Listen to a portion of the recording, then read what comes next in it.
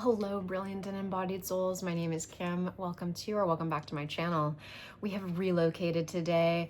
We're up in my loft area. This is a special place in my house that I love to go when I need to retreat and reflect and rest. There's some construction going on in the other part of the house, so I needed to get away from the noise. What have I been reflecting about up here in the loft? My tarot journey. I'm coming up on my 5-year anniversary of falling deep down the tarot rabbit hole. While I was into tarot and oracle before 2020, the pandemic gave me a lot of space and solitude in order to really fall in love with the tarot. And I don't know if I'm alone in that. I think a lot of other people may have experienced a similar thing. Prior to the pandemic in 2020, I owned a tarot deck. I had Kim Kranz's Wild Unknown Tarot. I had chanced upon it. It was everywhere, even back then. And the sketch art, the nature-based art really appealed to me. However, I knew tarot required deeper study. The guidebook that came with that deck was introductory at best. So when I would read the cards, I wouldn't get a whole lot out of it, but I knew there was so much potential. I sensed the potential in that deck, and I sensed the potential in tarot in general. But again, I didn't have the space. I didn't have the discipline required to really dive into the tarot at that time. Fast forward to 2020, I had more time, I had the space, and something clicked. Something brought me back to my tarot origins, which I will get into at a later date. The theme of today's video is really more about the resources, my top 5 resources that really helped me in this tarot journey. So although the resources aren't ones that I identified, in those 5 years, like every year or whatever, over the course of the last 5 years, there have been some standout resources for me, and I wanted to share my top 5 tarot resources with all of you. These are not necessarily the resources that I went to first, but in that 5-year journey of, again, falling deep down the tarot rabbit hole, like I consider myself a tarot nerd at this point in time. What resources have like really done it for me? So let's get into the list. Honorable mention, Tarot Tube. Tarot Tube was a big part of my tarot journey right off the bat. I Googled, in 2020, I Googled best tarot deck resources for a beginner. And Google, owning YouTube, sent me straight to videos. I stumbled upon amazing creators right out the gate. I was introduced to other people who were as enthusiastic about tarot as I was. Of course, it didn't initially start out that way, but I quickly picked up on people's enthusiasm, people's love. Like it was very evident to me right away that this was a hobby that gave people a huge amount of meaning and magic and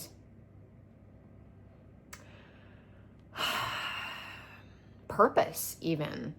So Tarot Tube is my honorable mention, and I want to express my gratitude for everybody's videos I have ever watched. This is a love affair, of course, and I'm just so grateful. I'm so grateful for everybody who's posted content. Thank you. Thank you.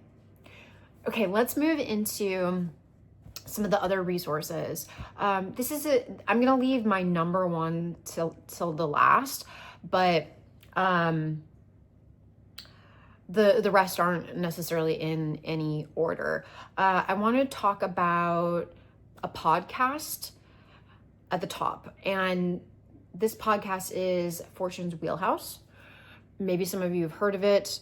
It is a podcast produced by M.M. Moline, who's a tarot deck creator, and T. Susan Chang, who is a tarot scholar. They're both tarot scholars. They're both amazingly creative.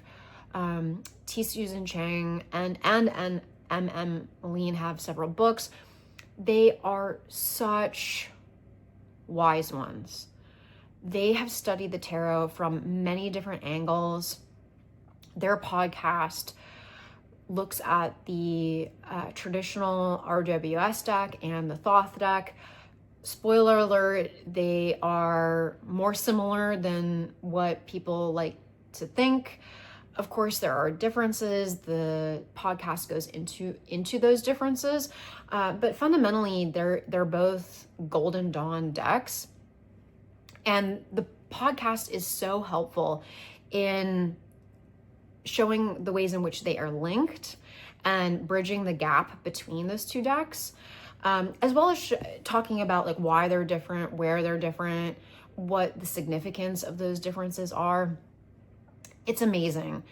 I'm a very visual and auditory learner, hence my love of YouTube and hence my love of Fortune's Wheelhouse. I would put the podcast on and go for a walk. And there's something about listening to the podcast while going for walks that really helped me internalize all of the knowledge of the hosts in a deeper way. That podcast was a pivotal part of my tarot journey. They talk about the major arcana. They go into all of the elemental suits. They go into the court cards. There's so much information in the podcast. The podcast has ceased to have new episodes. However, all of the episodes are still up and available. They also had a Patreon that went along with the podcast. I didn't do the Patreon. I have the sense, though, you would get a lot of valuable information out of the Patreon. Let's move into books now. Let's stay on the Thoth train. Lon Milo DeCatte's Understanding Aleister Crowley's Thoth Tarot is a fantastic resource if you are Thoth curious. This book, helps demystify the deck. Lon Milo DeCatte is a very good writer. He's entertaining. Is he still kind of a product of his time? He's a Southern gentleman from, who's my parents' age. But he makes learning the tarot and Crowley's deck, I should say Crowley and Lady Frida Harris's deck. Let's be real, she played a huge part in its creation. In fact, it probably wouldn't have been created if not for her. He demystifies that deck. He includes information from letters between the two of them. So you get another layer of information about how the deck was created, what their working relationship was like. There's a lot of gems within this book. The Thoth Tarot can be very intimidating. It's packed with symbolism. It sometimes feels like if you don't know what those symbols are, you can't read with the deck. And those symbols are important. There is something to be said for understanding the symbols. However, you don't have to go as deep as maybe what some people think you have to in order to work with that deck. If you read this book and listen to Fortune's Wheelhouse, you'd be off to the races in terms of working with Thoth. And that's a lot of what I've done in my tarot journey. what else to say about this particular book? It again points out why some of the changes were made within the Thoth system and helps you understand, again, where the RWS deck is a lot like the Thoth deck and where the Thoth deck is a lot like the RWS, and where they go their separate ways. It's explained why in this book. And it's pithy. You don't have to wade through the difficult prose that Crowley offers us about the deck. Crowley writes in a way that can obfuscate and make working with the deck harder than it needs to be. Duquette makes the deck simple, clear, very understandable. This book is the place to start, in my opinion. I've watched a lot of videos about, how to get into reading Thoth. Some people say, no, just read the book of Thoth, start there, then go to this book. I do think that there's something to be said about just going straight to this book. If, Duquette is an on-ramp to the Thoth Tarot. Once you understand what's going on, then you can read the Book of Thoth if you want to. There you go. Okay. Let's keep on sort of the magical, mystical, mysterious aspect of the tarot and talk about this book. Tarot Skills for the 20th Century by Josephine McCarthy. This is a look at the mundane and magical divinatory ways of working with the tarot. Josephine does take the stance that tarot is for divination. And honestly, that's why a lot of us get into tarot, right? We want to know, will I get the job? We want to know, should I move? We want to know, do they love me? Do they not? Right? That's the intrigue of tarot. At least one element of the intrigue. Josephine leans into that intrigue, and she takes a very divinatory angle to reading the tarot. You're not going to find psychological meanings and understanding of the cards in this book. You are going to find, if you draw the Three of Swords, you're most likely to be walloped in the face by major new information, right? Some kind of communication, some kind of realization is going to cause you sorrow, right? Very divinatory. That's her angle. It's a good angle to understand. Again, so many of us came to the tarot for those types of answers, but she makes it very clear, reading in a divinatory fashion is difficult, and she does her best to demystify how to do that. She also has some amazing spreads in this book, and she has her interpretations of the cards vis-a-vis those spreads. So I'll show you an example. Right, she's got, some actual cards here, and then she goes into, their placement within the spread, what the card meaning has to do with the placement in the spread, like what that can tell us. She pays attention to how the cards are interacting with each other, which is another critical element of deepening our understanding of the tarot. She has the meanings of the cards here, but she has those added layers, right? How to interpret the cards within the context of a spread, how to interpret cards next to each other. It's a gem. It's a gem of a book. It's in my top 5. Okay, switching gears. Tarot for Change. This book is by Jessica Dorr. It's using the cards for self-care, acceptance, and growth. if you are looking for a psychologically oriented way of working with your cards, this book is a great choice. I'd say another great choice would be Rachel Pollack's 36 Degrees of Wisdom, right? 36? No, that's not right. 78 Degrees of Wisdom. Oh my God. I'm thinking of T. Sujin Chang's book about the minor arcana. Also a great book. Not on this list. It could also be an honorable mention. If you're struggling with the minor cards, that is a fantastic resource. So good. Back to Tarot Change. Tarot for Change, excuse me. Okay, so Rachel Pollack's book is a great book. I would say this book is better, which is no disrespect to the late Rachel Pollack. She is an amazing writer, has deep understanding of the tarot.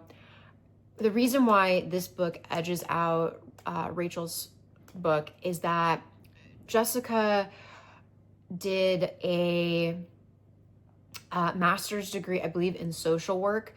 She was reading a lot of texts about cognitive behavioral therapy, dialectical behavioral therapy, internal family systems. She was getting into the how of therapeutic change, reading some of the foremost thinkers on psychological processes. And she looks at the tarot through her lens as a, she's not a licensed social worker, but, you know, she looks at it through the lens of somebody who does have a strong knowledge of therapeutic principles and therapeutic modalities. So this book is highly researched. It is very well written. I really enjoy the unique perspective on the cards. You know, and as a psychological enthusiast, right, as a somatic psychotherapist, I eat this book up. It is so, so good. My only critique of this book is that, you know, Jessica Dorr obviously spent a lot of time reading all of these references. I do not doubt, you know, having read a lot of them myself, I don't doubt her articulation of the tarot through this particular lens, but she doesn't cite her references. It's like, why? You went through all of this trouble to orient us through those materials. Like, why not have a bibliography? Like, why not reference your work, right? It's a major lost opportunity in my opinion. Nevertheless, this book, I can vouch for the information in this book. It's solid. And I do very much agree that there's a psychological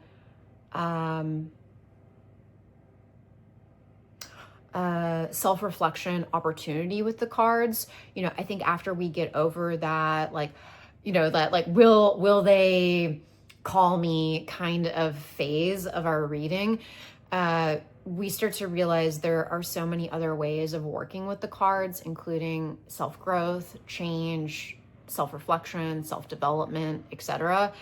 So this book really meets those needs in terms of information. My number one and last tarot resource is a journal and a daily draw practice. There is no other way to get good at reading the tarot than to read the tarot a hell of a lot. That's the only way, folks. Tarot is deeply experiential. So we have to put in that experiential work. So a journal where you jot down your daily draws, go back and look at the journal, jot down a post-mortem reflection is the number one way to learn the tarot and resource yourself in developing this knowledge. You wouldn't have to do a journal. T. Susan Chang, again, she uses a spreadsheet. She actually talks about that in her 36, whatever her book is called. Shit, I didn't bring it with me up in the loft. Anyway, she talks about having a spreadsheet, and she just makes entries in the spreadsheet, which is really cool because it's very easy to search the spreadsheet, right? You know, Three of Swords, when did Three of Swords come up for me? You can see all the dates, and you can see common themes through those dates. So that is a very methodical way to actually keep track of this data, because that's exactly what it is. It's kind of data gathering. This experiential daily draw reading, we don't have to do that forever, but I would say if you're first getting into tarot, you do have to put in some effort, like a good, again, like life gets busy. It doesn't have to be consecutive, but a significant amount of time in doing daily draws is, in my opinion, necessary. And that helps you build confidence. I'm now at a point where I feel very comfortable with the cards. I've done so many daily draws. I mean, I've been doing daily draws for like 5 years, right? So I feel super comfortable now, and those are my top resources. Let me know if you have favorite tarot resources down in the comments below. I'm always looking for new resources. I am actually somebody who, I love reading books, but as I said, I've really learned a lot through the Fortune's Wheelhouse podcast and TarotTube itself.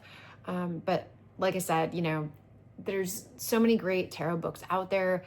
Let me know some of your favorites, and I will see you in the next video. Thanks for hanging out with me.